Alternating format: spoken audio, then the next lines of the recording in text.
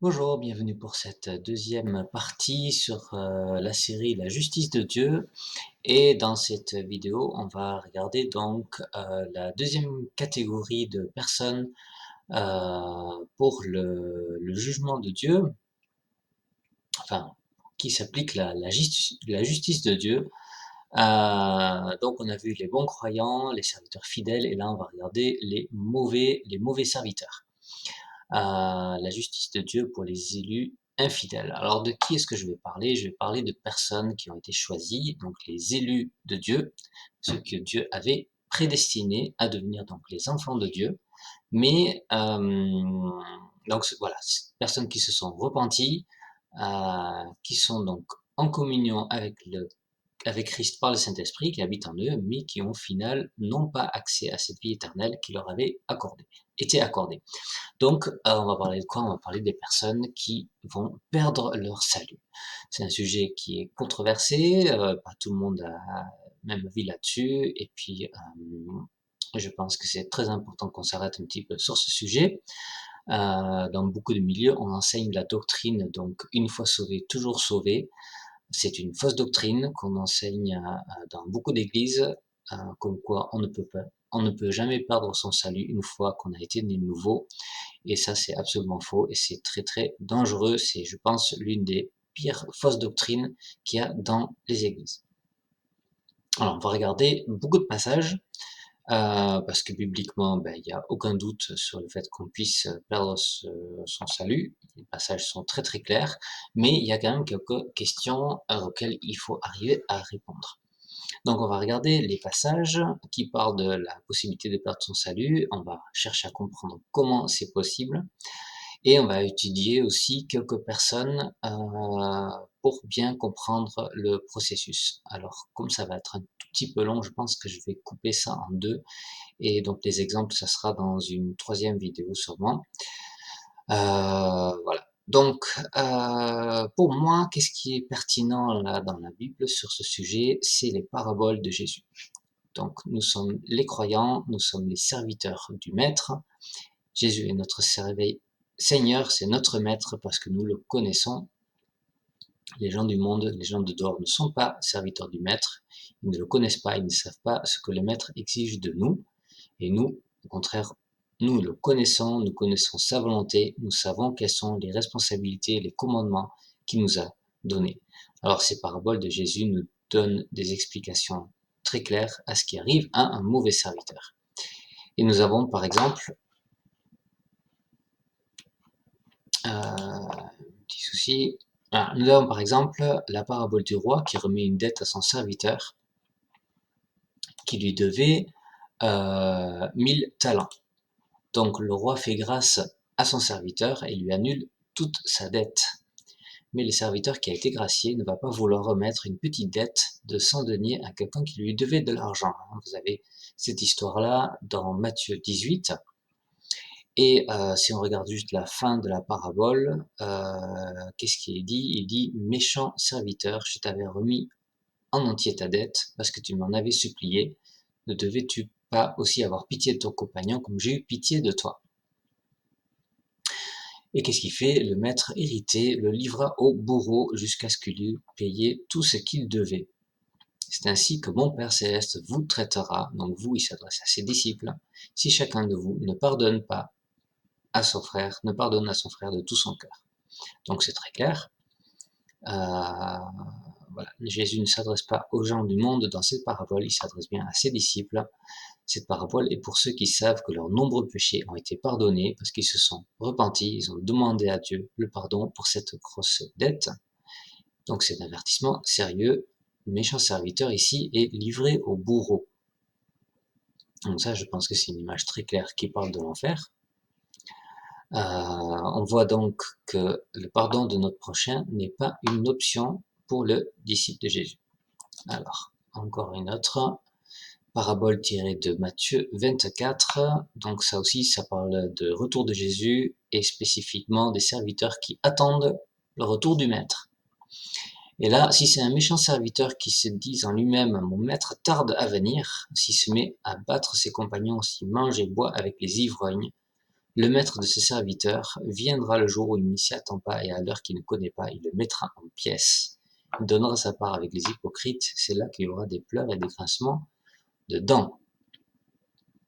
Passage parallèle dans Luc aussi, le maître de ses serviteurs viendra le jour où il ne s'attend pas et à l'heure qu'il ne connaît pas. Il mettra en pièces et il donnera sa part avec les, j'ai barré infidèles, j'ai mis non-croyants. Le serviteur qui, ayant connu la volonté de son maître, n'a rien préparé, n'a pas agi selon sa volonté, sera battu d'un grand nombre de coups. Alors, verset 47 est très très clair. Les serviteurs du maître qui partageront le même sort que les non-croyants. Alors, sur la question de ce mot-là, non-croyant, souvent dans les traductions, ils ont mis infidèle, c'est dans Second, dans Darby et pas mal de versions. Le mot là, c'est apistos et qui est ailleurs traduit comme incrédule ou non-croyant. Et là, on parle des chrétiens qui auront leur part avec les non-croyants. Encore un autre passage, Matthieu 25, donc parabole des talents. Le mauvais serviteur qui cache son talent dans la terre et qui ne fait rien avec les dons qu'il a reçus pour servir son maître. C'est un don spirituel qu'il devait mettre au service de son maître, mais il ne fait rien. On est aussi dans le contexte de la fin des temps, toujours, Matthieu 25. Et il dit, le serviteur inutile, jetez-le dans les ténèbres du dehors où il y a des pleurs et des grincements de dents. Donc c'est un serviteur qui connaît très bien la volonté de son maître. Tu savais, ouais. Donc si je résume, rien que dans les paraboles, donc le méchant serviteur, le mauvais serviteur a sa part avec les hypocrites, avec les non-croyants. Il sera jeté dans les ténèbres, il sera livré au bourreau, il sera mis en pièces et battu d'un grand nombre de coups. Donc c'est assez violent ce que la Bible dit à ce sujet. C'est bien sûr pas agréable à entendre, mais on ne peut pas faire comme si Dieu ne l'avait pas dit, si notre Dieu d'amour n'était pas comme ça. Et tout ça, c'est spécifiquement pour nous, c'est pour les disciples de Jésus que ça a été écrit. Alors, il y a certains qui prétendent que tous les avertissements et toutes les choses négatives du Nouveau Testament, c'est uniquement pour les Juifs ou pour les gens du monde. C'est absolument faux, et je pense que c'est très très clair que c'est pas le cas. On parle des gens des personnes qui connaissent la volonté de Dieu. Alors, j'ai parlé des paraboles, mais il y a aussi plein d'autres passages, on va passer dessus. On va passer sur ça. Alors, voilà, vous êtes le sel de la terre, si le sel perd sa saveur.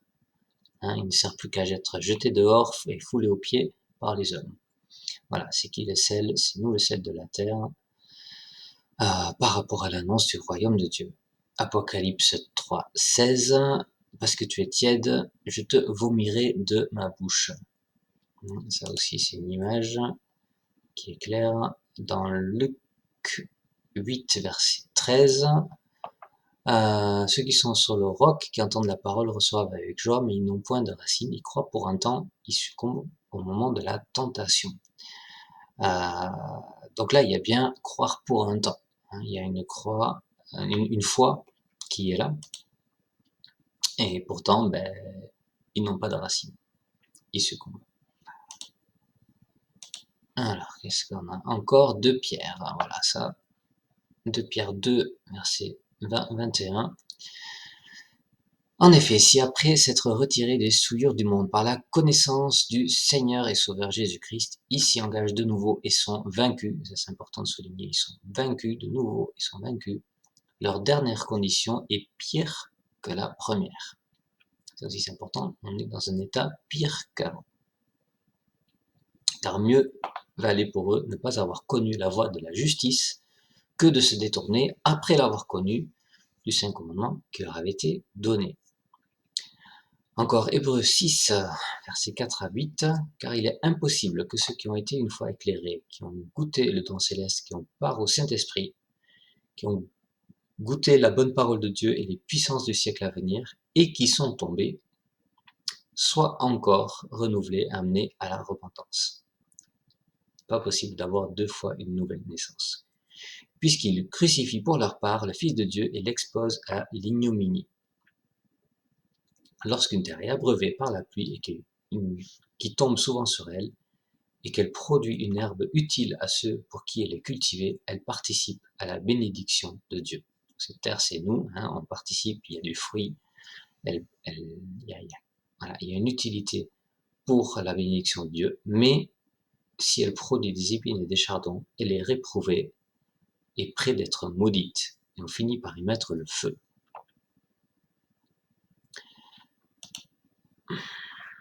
Hébreux 10, verset 26-31. Car si nous péchons volontairement, après avoir reçu la connaissance de la vérité, il ne reste plus de sacrifice pour le péché, mais une attente terrible du jugement et l'ardeur d'un feu qui dévorera les rebelles. Celui qui a violé la loi de Moïse meurt sans miséricorde sur les dépositions de 2 ou 3 témoins. De quel pire châtiment pensez-vous que vous serez jugé digne celui qui aura foulé aux pieds le Fils de Dieu et qui aura tenu pour profane le sang de l'alliance par lequel il a été sanctifié et qui aura outragé l'esprit de la grâce. Car nous connaissons celui qui a dit « À moi la vengeance, à moi la rétribution » et encore « Le Seigneur jugera son peuple ». C'est une chose terrible que de tomber entre les mains du Dieu vivant. Et même des passages tout simples comme ça, Matthieu 10, 22, « Vous serez haïs de tous à cause de mon nom, mais celui qui persévérera jusqu'à la fin sera sauvé. » Hein, c'est très très clair, il faut persévérer jusqu'à la fin pour être sauvé. Jean 15, 5 à 6, « Je suis le cep, vous êtes les serments, celui qui demeure en moi et en qui je demeure porte beaucoup de fruits, car sans moi, vous ne pouvez rien faire. Si quelqu'un ne demeure pas en moi, il est jeté dehors, comme le serment, il sèche, puis on ramasse les serments, on les jette au feu et ils brûlent. » Romains, alors je ne sais pas si c'est 1, 21, 22 ou 11, 21, 22, je crois que c'est 11. Car si Dieu n'a pas, oui c'est Romains 11, car si Dieu n'a pas épargné les branches naturelles, il ne t'épargnera pas non plus. Considère donc la bonté et la sévérité de Dieu, sévérité envers ceux qui sont tombés et bonté de Dieu envers toi si tu demeures ferme dans cette bonté. Autrement, tu seras aussi retranché. Voilà, ça c'est un chapitre très intéressant qui parle donc d'Israël et de l'Église. Israël retranché et puis l'Église aussi retranchée.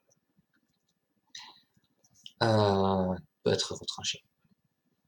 Voilà, un verset que je n'ai pas affiché là, c'est Jude 5, où on compare avec la sortie d'Égypte. Hein, où il écrit « Savez-vous pas qu'après avoir sauvé le peuple, Dieu fit ensuite périr les incrédules ?» Donc c'est exactement la même chose pour nous. Voilà, alors j'ai donné donc tous ces versets qui laissent franchement aucune place pour une autre interprétation, je trouve. Ceux qui pensent qu'on est sauvé une fois, toujours sauvé, ont surtout un problème pour comprendre le comment. Et ça, je pense que c'est des bonnes questions à se poser. Et on va voir un petit peu tout ça. Alors, est-ce que c'est juste? Oui, c'est juste, parce que Dieu est un Dieu qui est sévère, mais il nous donne un joug léger à porter. Il n'exige pas des choses extraordinaires. Il faut qu'avec nos talents, on fasse quelque chose, au moins le déposer à la banque. Alors ça, c'est une image intéressante. Et pour moi, ça signifie ne pas avoir honte d'appartenir à Christ. Ça veut dire qu'il n'a produit aucun talent supplémentaire, mais le mettre à la banque, ça veut dire qu'au moins s'afficher comme chrétien. Bon, c'est mon interprétation de ce passage-là. Mais si on n'a pas honte de Christ et qu'on s'affiche comme un chrétien, on y appartient, c'est vraiment le minimum du minimum. Mais porter du fruit, c'est aussi très important.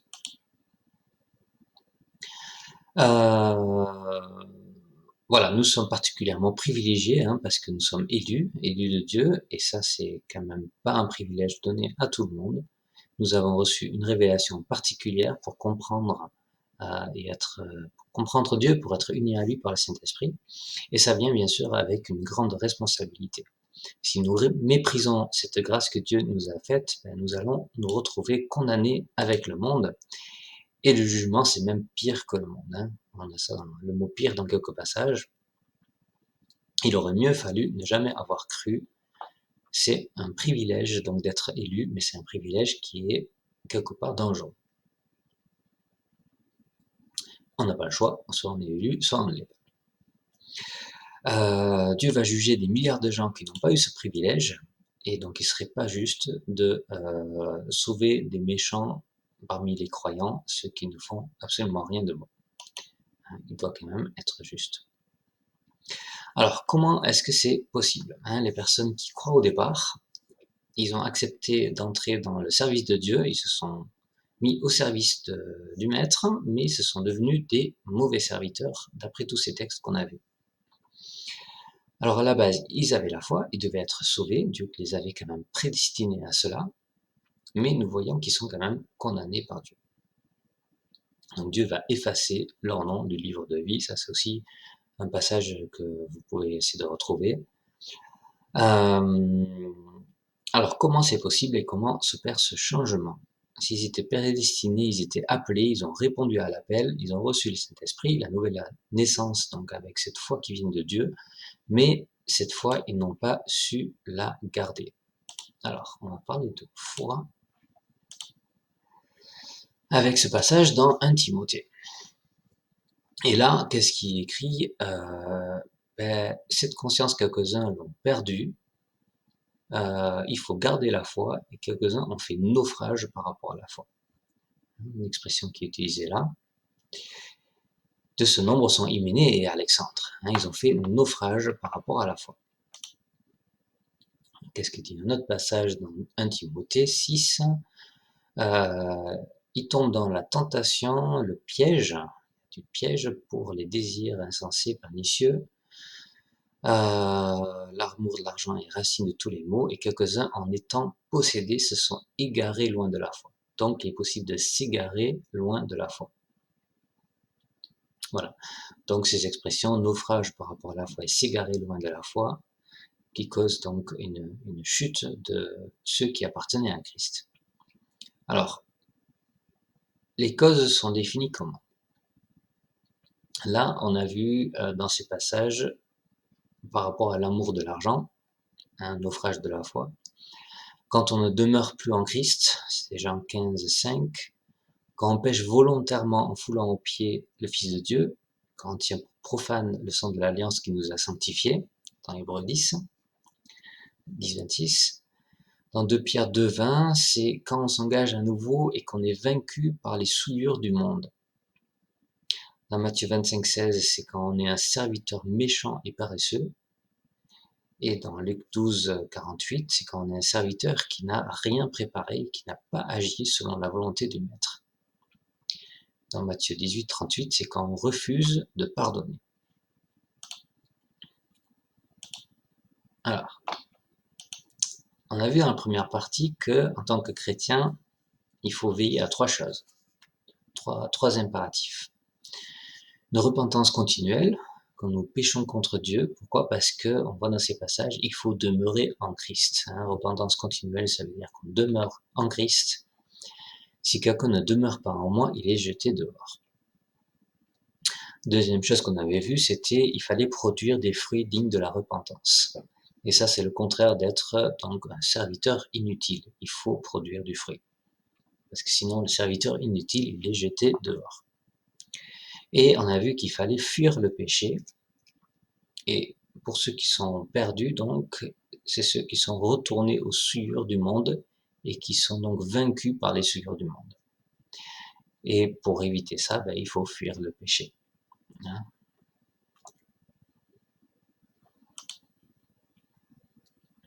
Alors, est-ce que nous faisons ces choses en permanence? Est-ce qu'on est toujours au top là sur ces 3 choses? Non, parce qu'on a quand même nos chutes. Parfois notre repentance n'est pas immédiate. Est-ce qu'on est toujours en Christ? Oui, mais des fois on fait nos péchés aussi. Mais on a quand même le but de revenir toujours en Christ, de demander pardon.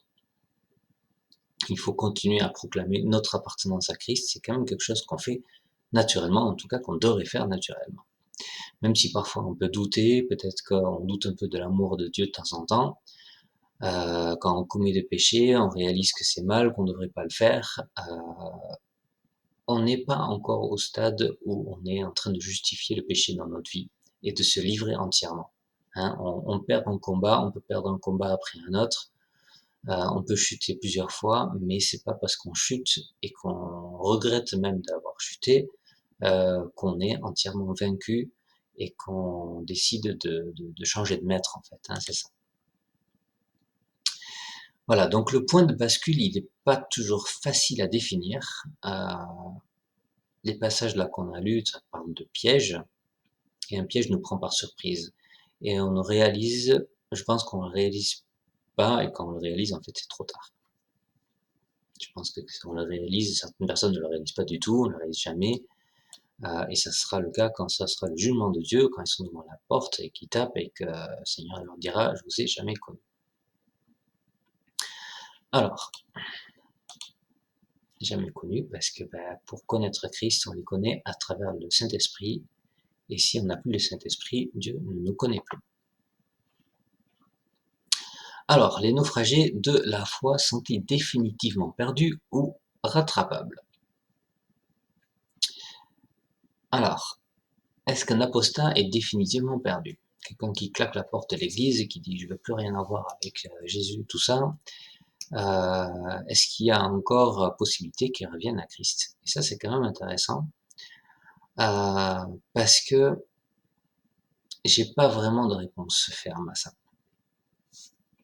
Un chrétien qui commet beaucoup de péchés, est-ce qu'il va pouvoir revenir à Christ? Est-ce qu'à un moment donné, ça fait trop de péchés?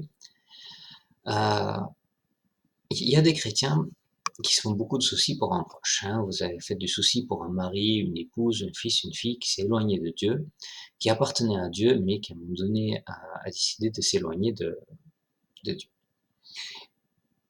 Et là, vous espérez, vous suppliez Dieu que cette personne ne soit pas délaissée, qu'elle ne soit pas retranchée à cause de sa mauvaise conduite, à cause de sa rébellion contre Dieu, que malgré ses péchés, vous priez, vous espérez qu'une repentance reste possible. Et là, est-ce que le Saint-Esprit a abandonné cette personne ou pas? Si je me tiens au passage qu'on a lu, quelque part je devrais dire que oui, cette personne a choisi en toute conscience de rejeter l'action du Saint-Esprit dans sa vie pour retourner à une vie de péché. Et cette personne devrait donc être retranchée. C'est la justice de Dieu.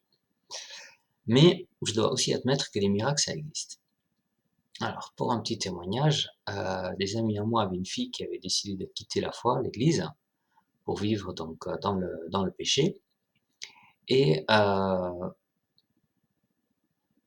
devrais comprendre que Saint-Esprit aurait dû quitter cette personne.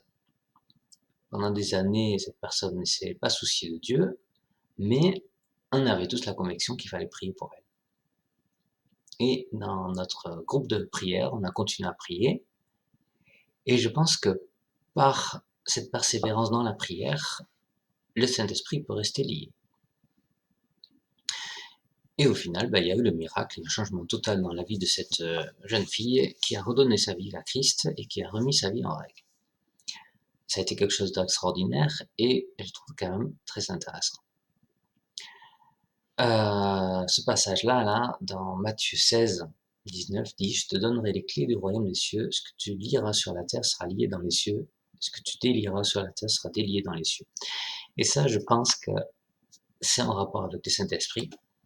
Je pense qu'on peut maintenir le lien du Saint-Esprit, alors, inspiré par le Saint-Esprit aussi, pour que le Saint-Esprit ne s'en aille pas et continue à travailler pour récupérer cette brebis perdue. Mais pour d'autres situations, c'est le contraire. Et c'est même bien le contraire, on va s'efforcer de couper les liens à cause du mal que ces personnes font. Qu'elles font à nous, qu'elles font à l'Église, qu'elles font à Dieu, qui sont en rébellion totale contre Dieu. Et ça, c'est aussi le cas dans la famille, c'est aussi des expériences que j'ai eues, où il fallait une proclamation pour délier, et ça c'est une conviction aussi que j'avais, il fallait plus de lien avec cette personne.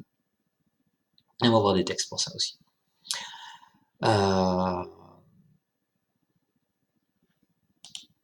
Voilà. Alors, la suivante.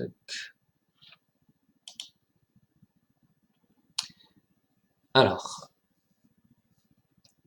j'ai encore péché, suis-je perdu? Définitivement. Un chrétien qui fait naufrage par rapport à la foi n'est pas un chrétien qui va commettre un péché une fois, ni même un chrétien qui chute peut-être pour la 100e fois. Celui qui risque d'être perdu, c'est celui qui se livre entièrement au péché. Il se remet sous le joug de l'esclavage sous lequel il était avant. Donc il ne cherche pas à demeurer en Christ, il cherche à se livrer entièrement au péché. Il rejette l'action du Saint-Esprit dans sa vie. Et ça, c'est un chrétien qui perd juste un combat, c'est un chrétien qui est faible, mais il est encore dans le combat. Et il réalise encore que ce n'est pas bien qu'il perd le combat. Il se voit perdant, peut-être qu'il ne voit pas de solution, c'est des fois très très dur comme ça, mais c'est pas parce qu'on fait une chute qu'on est définitivement perdu. Parce que nous chutons tous, et Dieu nous a pas encore rendus parfaits comme il a promis. Dieu nous a promis de terminer ce travail pour lequel il nous demande de persévérer. Il a commencé quelque chose en nous. On a un passage de vie, de souffrance et de persévérance. On n'est pas parfait du tout, mais Dieu va finir le travail qu'il a commencé. Donc il y a un miracle au début qui est cette nouvelle naissance, mais aussi un miracle à la fin, et ça c'est prophétique, où il va donc terminer le travail pour nous rendre parfait. Alors, il faut comprendre qu'il y a une différence entre chuter, dont il est question dans ces passages, et le passage de 1 Timothée 6, verset 10, qui dit qu'il ne faut pas être possédé. Il ne faut pas s'égarer au point d'être possédé par nos mauvais désirs. Et là, ce qui va être clair, ça va être quelques exemples, mais comme la vidéo est un peu longue, on va faire ça dans une prochaine vidéo.